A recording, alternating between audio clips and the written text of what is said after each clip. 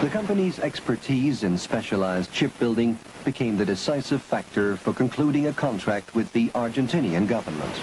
Since 1978, the yard has been engaged in the design and construction of the TR-1700 prototype for the Republic of Argentina. The TR-1700 submarine is characterized by great diving depth, an extensive operating range at economic speeds, its worldwide employment potential, and excellent maneuverability.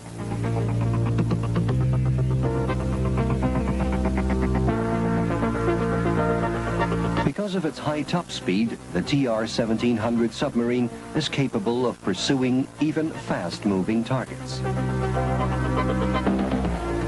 This enables the ship to catch up with an enemy even from disadvantageous starting positions.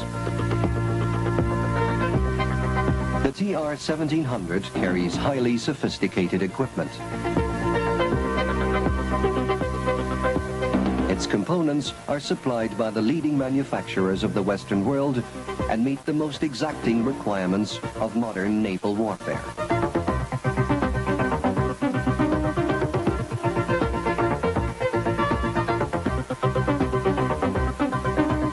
To ease the extraordinary strain of long missions, a high degree of living comfort is provided for the crew.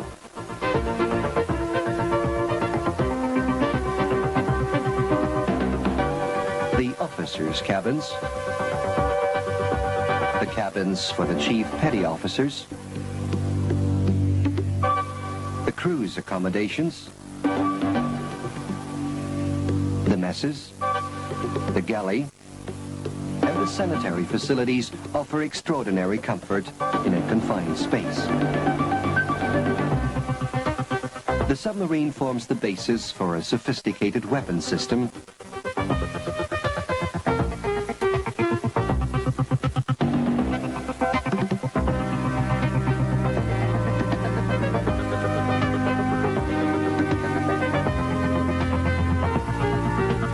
super-sensitive sensors, the fire control system, and the wire-guided torpedoes. The surface sensors consist of periscopes, radar system, and ESM system. The data from these devices, used only while the submarine is surfaced or submerged at periscope depth, are gathered in the Combat Information Center. With these surface sensors, it is possible to detect, locate, and recognize surface ships, aircraft, and helicopters. Still more important are the underwater sensors, the sonar systems. The main sonar system operates both in the active and passive modes. In the passive mode, it can receive noises emitted by surface ships or submarines and thus locate these vessels even at great distances. Sound waves emitted in the active mode can, by means of reflection, detect objects that do not produce any noise of their own. All target data are fed into the fire control computer, which evaluates the target bearings by means of a sophisticated digital computing system and freely programmable processors, and transmits the target data to the weapons. The fire control system is capable of tracking and engaging several targets simultaneously with a very high hit probability. The torpedoes are housed ready to be fired in 6 torpedo tubes. The torpedo tubes are designed according to the swim-out principle, which means that the torpedoes leave the tubes self-propelled. The fighting power of the submarine is considerably increased by the reserve torpedoes housed in the torpedo store. A hydraulic mechanical system enables a rapid reloading of the tubes.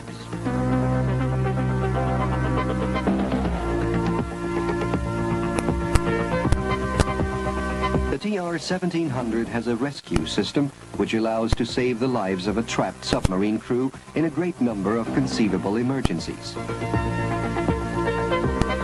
A pressure-proof bulkhead divides the submarine into 2 compartments, each allowing the crew to survive for up to 7 days, until they can be picked up by a rescue submarine, such as the DSRV of the U.S. Navy.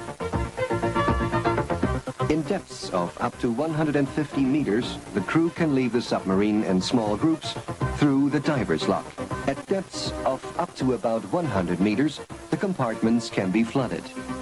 Once pressure equalization has been attained, the crew members leave the boat in quick succession and climb aboard the life rafts released from the submarine before. Another safety feature is the hydrazine system. In case of a danger situation, such as the jamming of the hydroplanes, the submarine can be surfaced by blowing the ballast tanks instantaneously.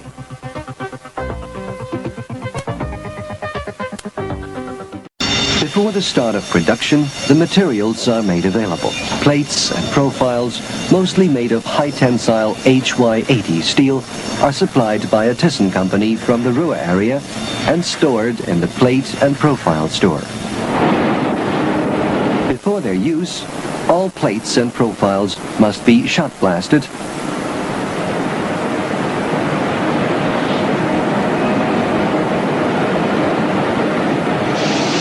primed,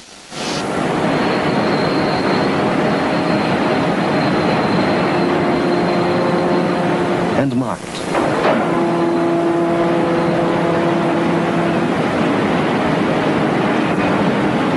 After arrival in the flame cutting hall, the plates are marked and cut by numerically controlled flame cutting machines.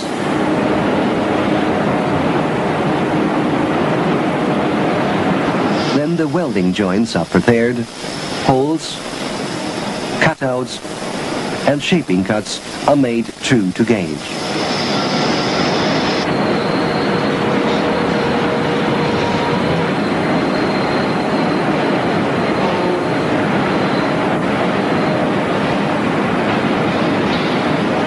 The pressure hull plates are pre-shaped by hydraulic presses and then cold rolled to measure on a bending roll.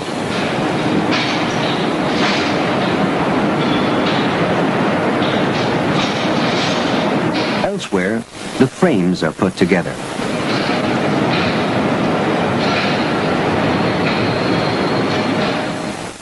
A frame consists of several flange and web plate segments which are welded together.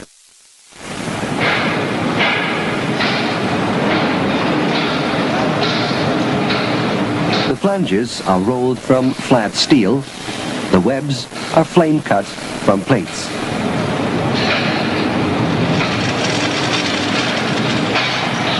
For the assembly of the frame, the segments are placed into a tack and assembly jig and tack welded.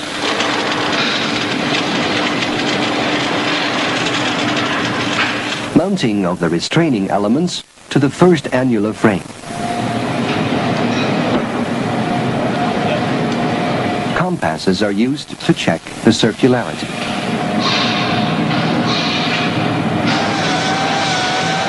The seam is prepared.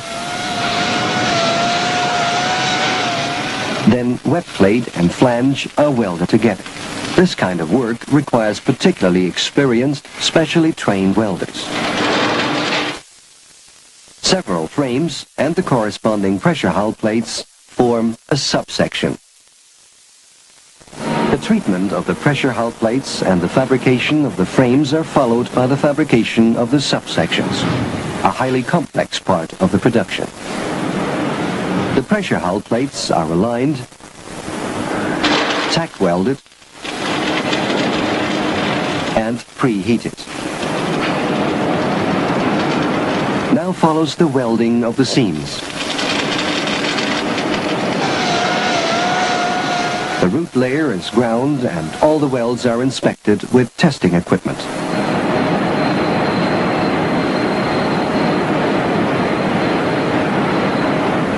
Several subsections form a section. in which also parts of other structures are incorporated.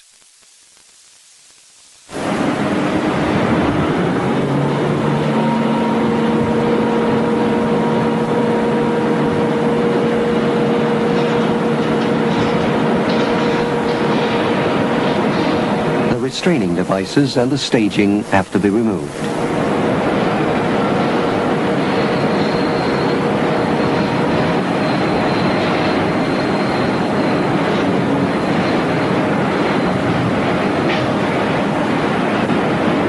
The components are placed on slewing mechanisms, enabling them to be turned into an optimal working position.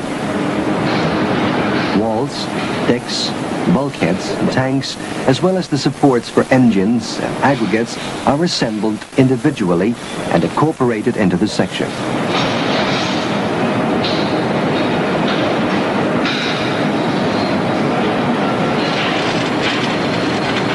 The battery compartments are assembled to form large boxes and then fitted into the section in blocks.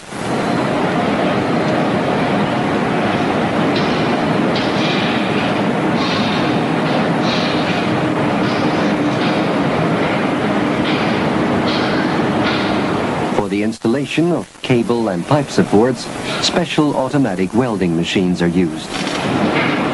The pressure-resistant transverse bulkhead is also built separately and then fitted into the section. Manufacture and assembly of this bulkhead are extremely complicated. The transverse bulkhead serves to divide the submarine into two watertight compartments.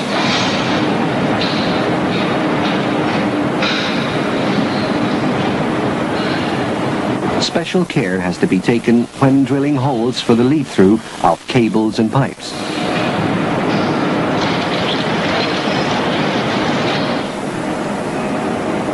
All materials and processes are tested in the testing laboratory. To prove the tensile strength of welded connections, sample pieces are subjected to tests that go far beyond their expected yield values. For the manufacture of the pressure-resistant parts, such as the pressure hull, bulkhead, access shaft, and torpedo hatch, preference is given to steel with high tensile strength and notch toughness. One example is the heat-treatable HY80 steel, developed especially for the manufacture of submarines. In the presence of the Commander-in-Chief of the Argentinian Navy, the keel laying of the first section of the TR-1700 prototype was celebrated in a short ceremony at the Thyssen shipyard. Now begins the actual assembly of the submarine. All the sections together finally form the pressure hull. The sections are assembled in a hall for which special security measures have been adopted. This is also where the pressure-resistant reinforced access shaft is built. The bow section of the boat is equipped with the torpedo tubes. Part of this section is a spherical bulkhead, the forward ceiling of the pressure hull. This bulkhead is penetrated by the 6 torpedo tubes, arranged in 2 rows, one above the other. Sealed with heavy, forged covers, they will later house the torpedoes, ready to be fired. While the submarine is underway, this forward section is flooded with water.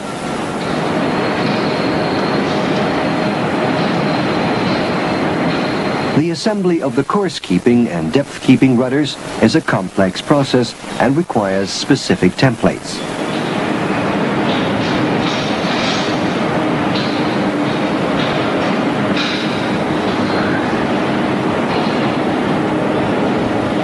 For the pressure hull penetrations, special reinforcements are made and welded into position.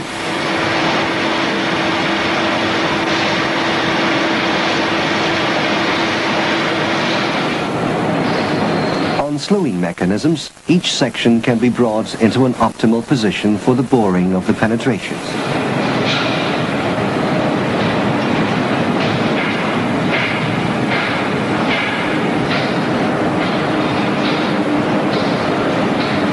transportable boring machine is accurately aligned and then carefully starts taking off chip after chip.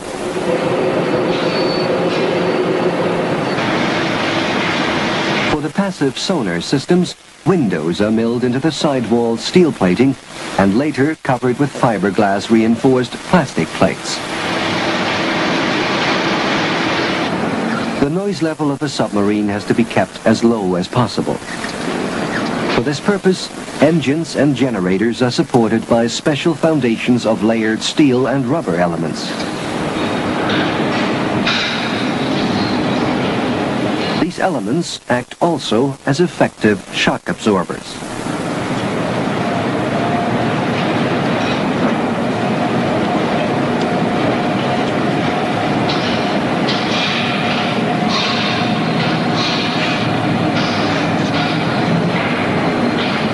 Prior to the installation of the engines in the engine room, the elastic elements are carefully fitted into their exact positions.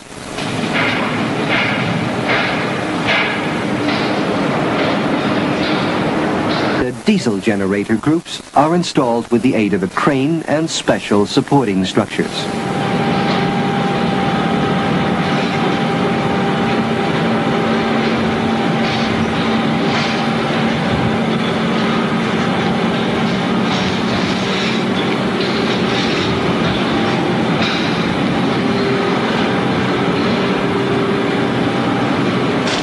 Connections in the seawater exposed sections of the submarine are made of copper-nickel alloys, which have proved to be resistant to both seawater and wear and tear.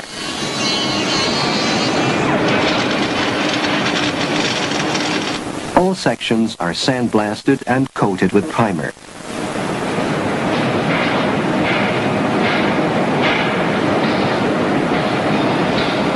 A heavy-duty lifting truck transports the aft section of the submarine from the sandblasting hall to the assembly hall.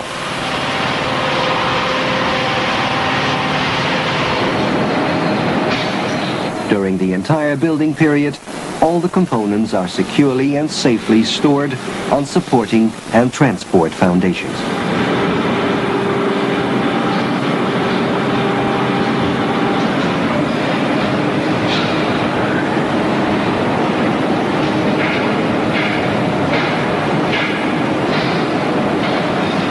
The exact weight of the submarine is extremely important for the hydromechanical calculations.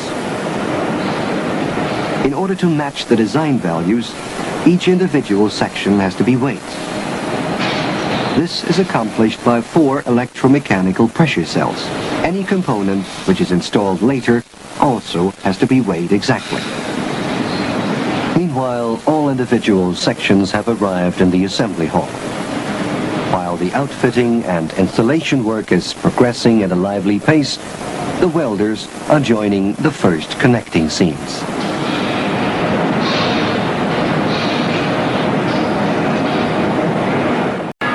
In the assembly shop, the installation of the propulsion motor is under preparation prior to slipping it into the aft section.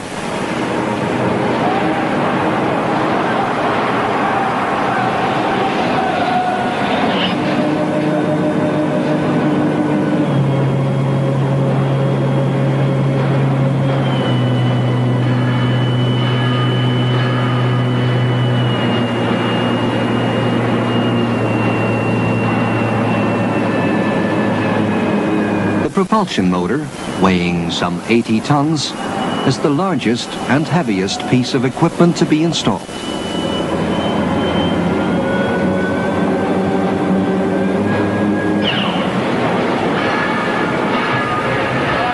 This installation must be carried out in a particularly careful and precise manner, since the aim is to obtain the best possible alignment of the motor with the propeller shaft.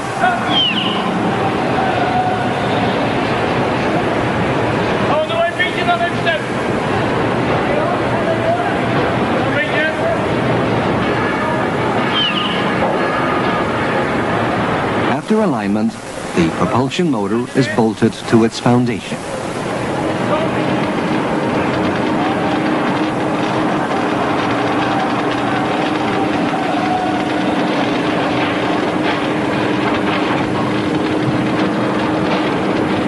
pressure hulls of submarines have to be perfectly circular within very narrow tolerances to enable them to withstand the enormous outside pressures of oceanic depths.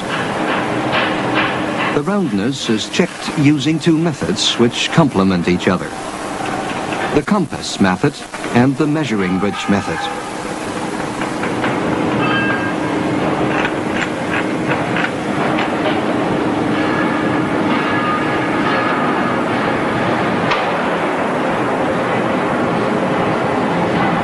The data obtained is evaluated using a computer program.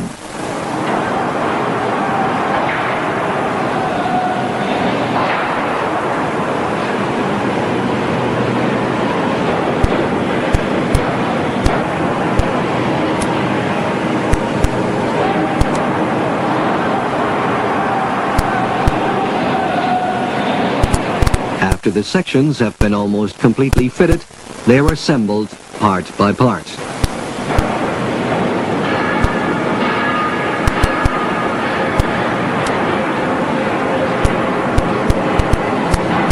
The pressure hull is now finished. While the pressure hull is being closed, the free-flooded sections are mounted.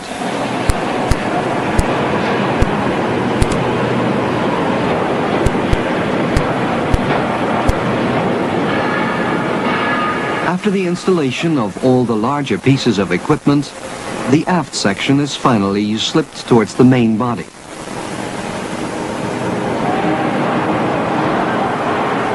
By using a mounting ring and hydraulic presses, the welding edges are aligned, assembled, and the circular seam subsequently welded.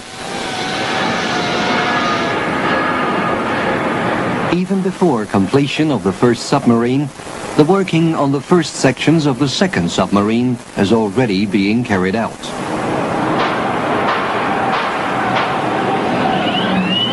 The energy storage for the operation of the submarine consists of over 900 battery cells.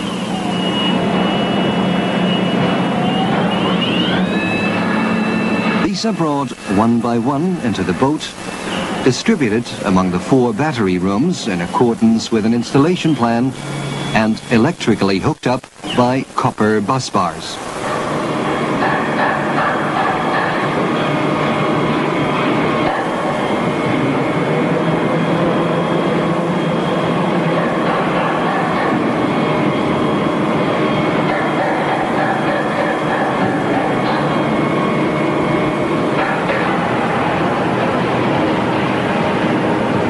Advanced construction stage, the upper deck structures and the tower of the submarine are mounted on the hull. These structural parts are free-flooded during submerged operations.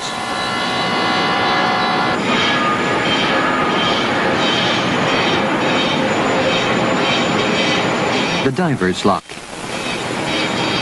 The torpedo loading hatch. Both diver's lock and torpedo hatch are of pressure-proof design.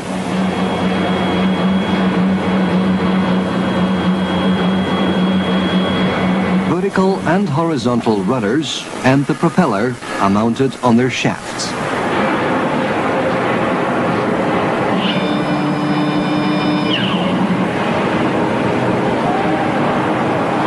Their hydrodynamical form ensures the outstanding maneuverability of the submarine.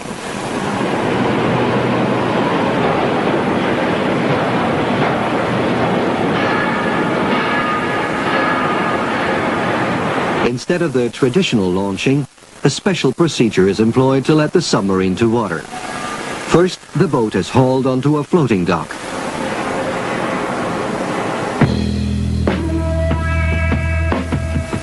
After years of planning and design work, the day has finally arrived.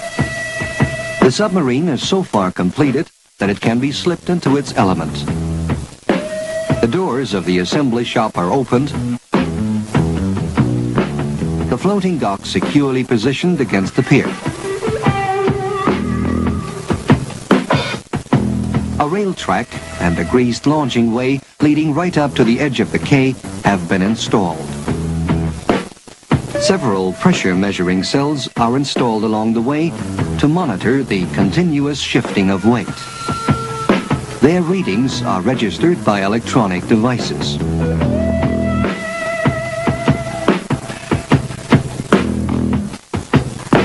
The pull-out represents a technical challenge to Thyssen-Nordseewerke, since it requires that a hull of over 60 meters in length and over 1,500 tons in weight be transferred from firm ground to the floating dock.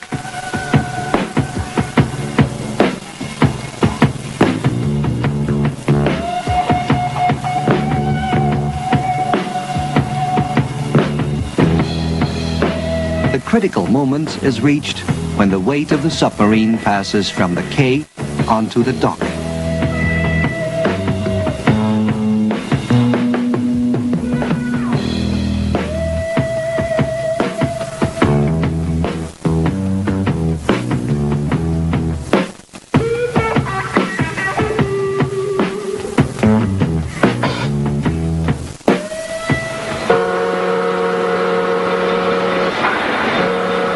In tandem, two hydraulic rams push the submarine out of the shop.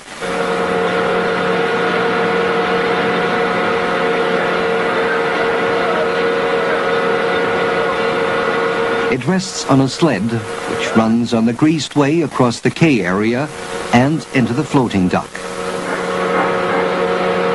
The entire pull-out procedure takes a full day.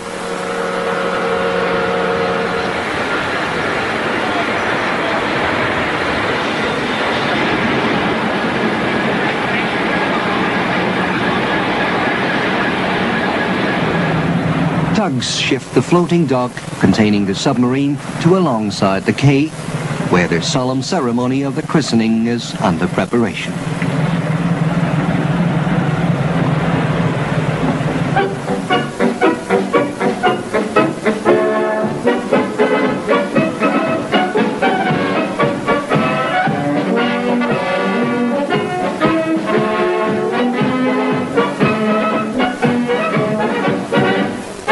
In the presence of distinguished guests, shipyard personnel, and the future crew, the first submarine of the TR-1700 type was named Santa Cruz.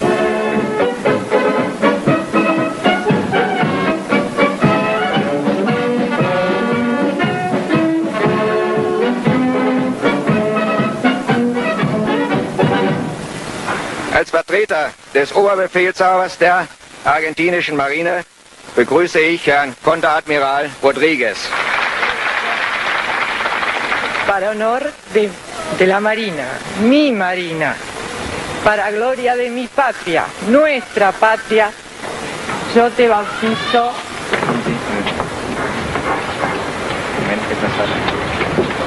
Santa Cruz.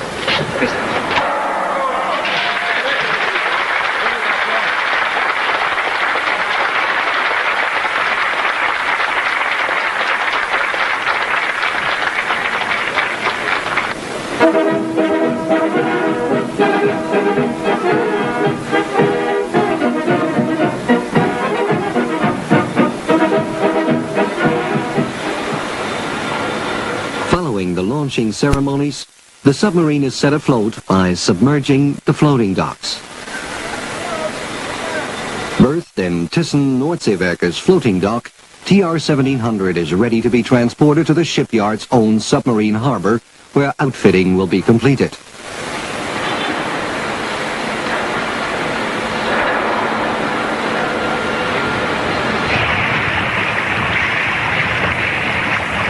The floating dock is flooded.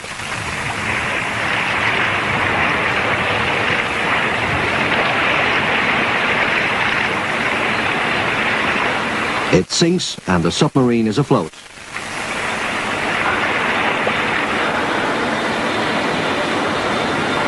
Now for the first time the submarine travels in its element, though only for a short distance and not under its own power. Two tugs tow the boat out of the floating dock over to the installation pier. TR-1700 is moored, and now the final stages of installation can begin. More than 90% of the work has already been completed in the shipyard's covered assembly shop. All of the remaining work will be completed here at the pier, particularly those jobs which, for technical reasons, were not possible inside the assembly shop, such as mounting the periscopes, a procedure requiring utmost care.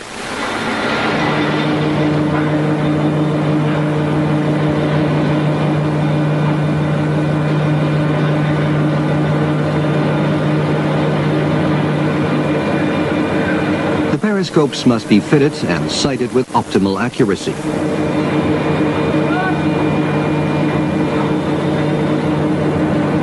Upon completion of these jobs, the submarine is first tested at the pier.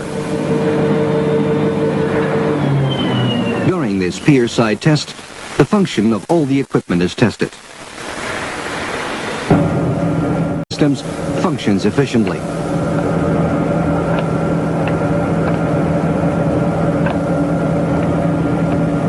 Submarine operations are subject to strict safety regulations.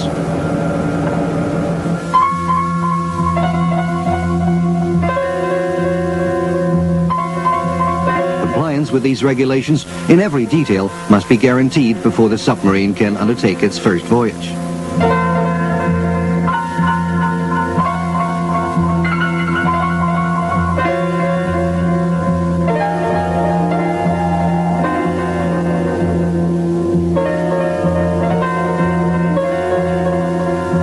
Time for a first trial run at sea.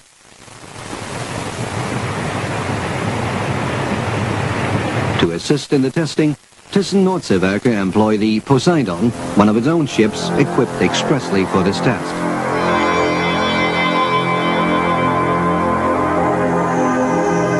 Within a short period of time, the first two TR-1700 submarines undertook their sea trials.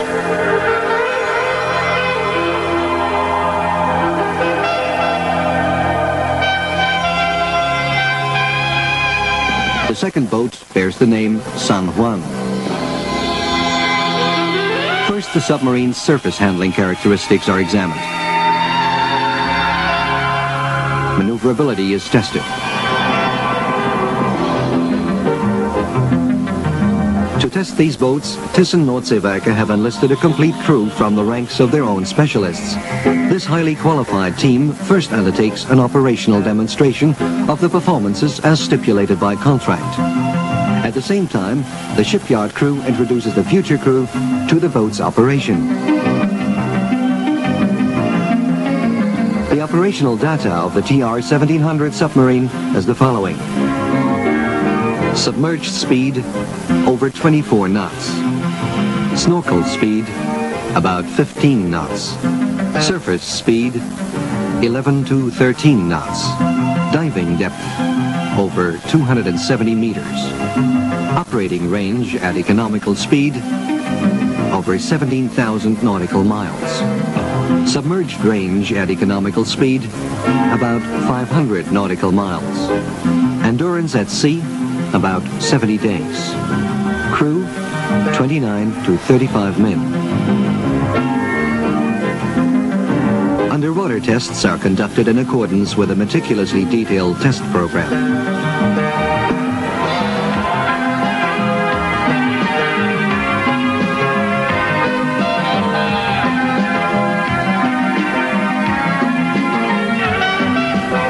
Diving and surfacing are practiced under the most diverse conditions. The trial runs are conducted in maritime areas where sea depths permit deep diving tests.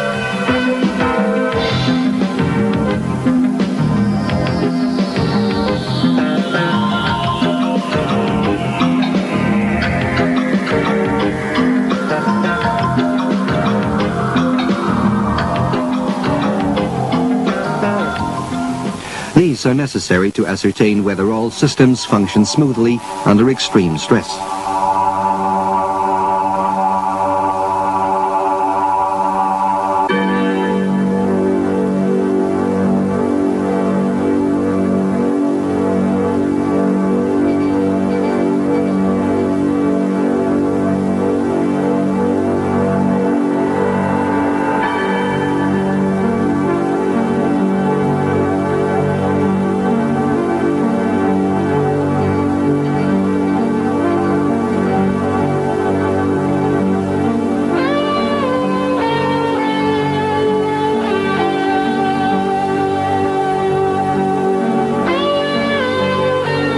navigation at periscope depths, a hydrodynamic fairing reduces the periscope's water resistance. As a result, increased cruising speeds are possible.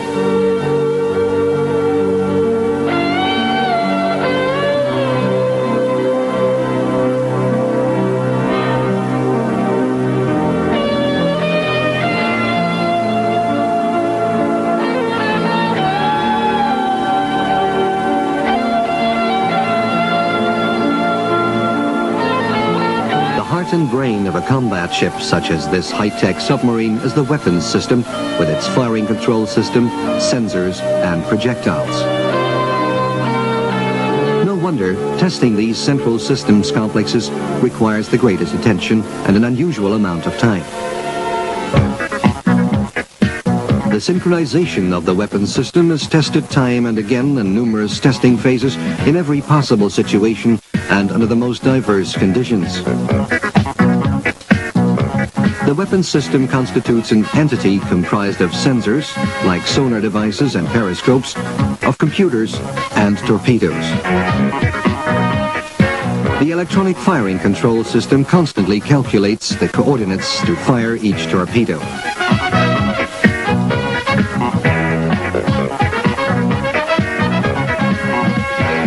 It reaches the surface at high speed.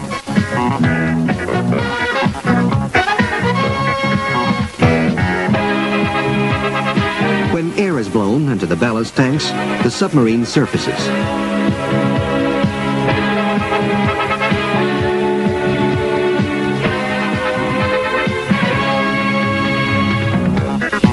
The retractable masts are tested.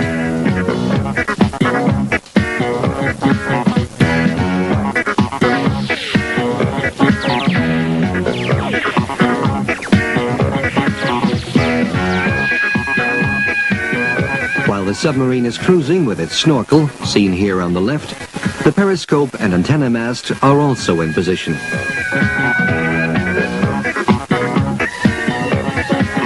The thoroughness that went into the construction of TR 1700 is also evident in these trial runs, which lasted several months.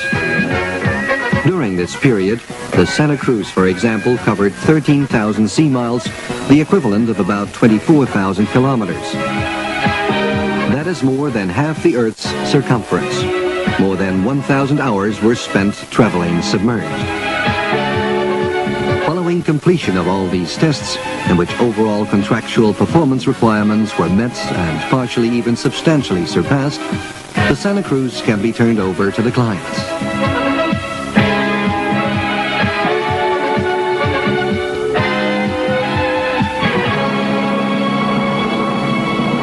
The traditional ceremony takes place in Emden in October 1984 in the presence of leading personalities, numerous guests of honor, and the employees of Thyssen Nordseewerke.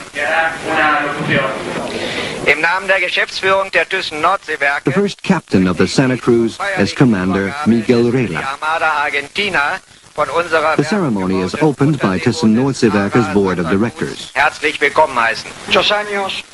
The deputy chief of staff of the Argentine Navy accepts the ship.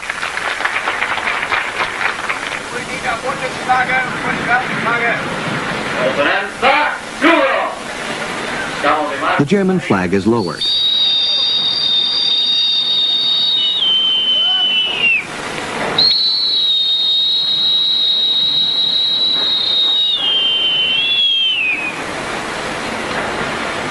The crew's youngest officer has the honor of raising Argentina's flag for the first time.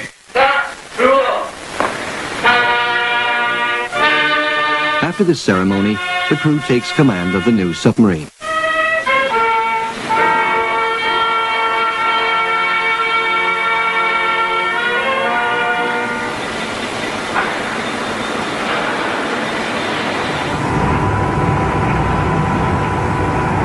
Before the boat begins its long voyage across the Atlantic, the Argentine crew undertakes another training run on its own.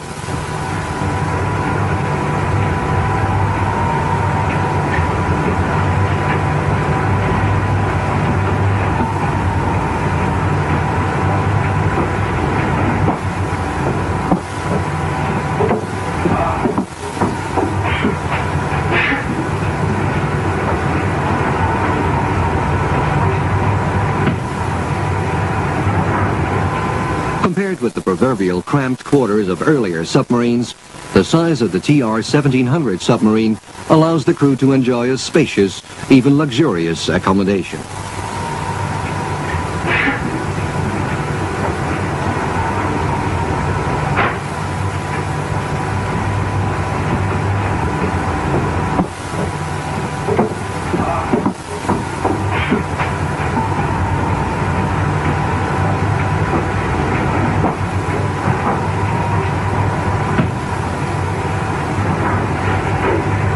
On November 15, 1984, the Santa Cruz casts off in Emden and heads for Argentina.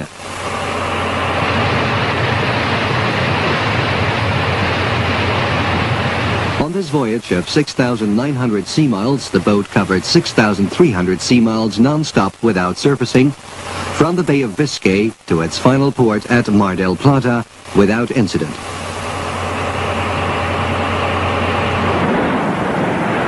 As far as is known, that is to date the most extended submerged run ever completed by a diesel-electric submarine at the outstanding average speed of over 10 knots, without the slightest mishap and in a remarkably short time.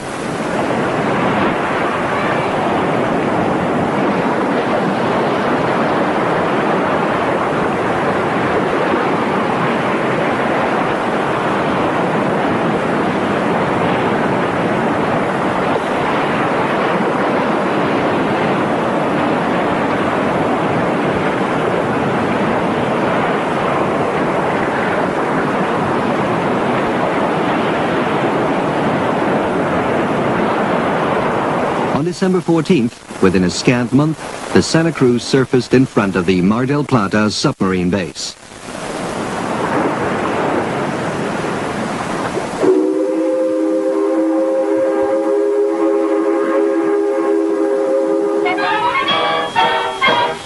According to the captain, the boat still had enough fuel and supplies on board for an immediate non-stop return run to Emden.